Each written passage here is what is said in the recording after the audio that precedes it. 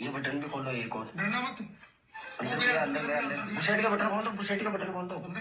हाँ बुशेट का बटन खोल दो, गया अंदर गया। बुशेट का बटन खोल कर बुशेट को ऐसे कर दो। ये काट रहा नहीं है, नहीं काटेगा। हिलो मत, हिलो मत, इधर आ गया, पीछे गया। ये बुशेट को इधर करो, इधर करो। हाथ हाथ को थोड़ा चौड़ा करो, धीरे धीरे। बुशेट का बटन खोलो, और इसका खोलो, डालो भैया। इसका हाथ निकालो, हाथ निकालो।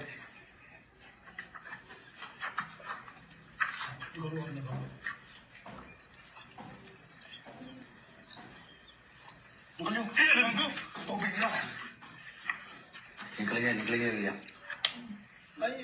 ओ साहब सतोड़ साफ हो गया। ओ भाई कितना भारी साफ है। ओ भैया అది ఒక కోబ్రా పిల్ల లేదా నాగుబొమ్మయ్య అని ఉండొచ్చు. కానీ అది చూస్తేనే మనకి ఒళ్ళు గగురుబాటుకు గురవుతుంది.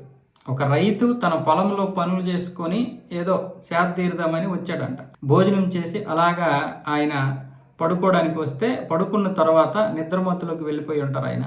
దాంతో ఆయన చొక్కాలోకి ఈ యొక్క పాము దూరిపోయింది. అలాగని అతనికి ఎటువంటి హాని చేయలేదు.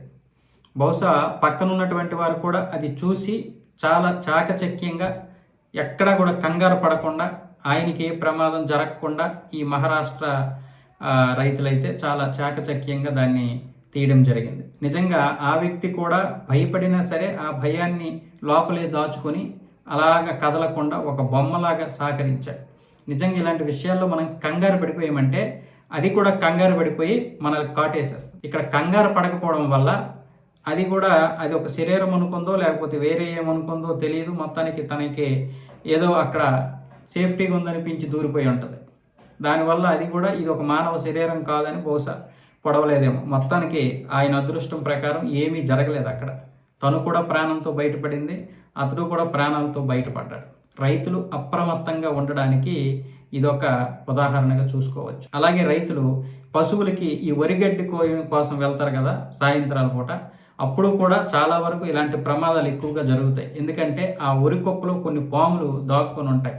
ఆ గడ్డి పీకేటప్పుడు చాలా వరకు కాట్లు వేశాయి. నేను కూడా చాలా చూశాను. కొంతమంది చనిపోయినటువంటి సందర్భాలు కూడా ఉన్నాయి. ఎందుకంటే మామూలు పాము అయితే పెద్దగా ఏం కాదు, కానీ నాగుపాము లాంటి పాములు కాటేస్తే మహా అయితే గంట లేదా 2 గంటలు. ఈ 2 గంటల్లో వైద్యం కనుక అందకపోతే చనిపోతారు.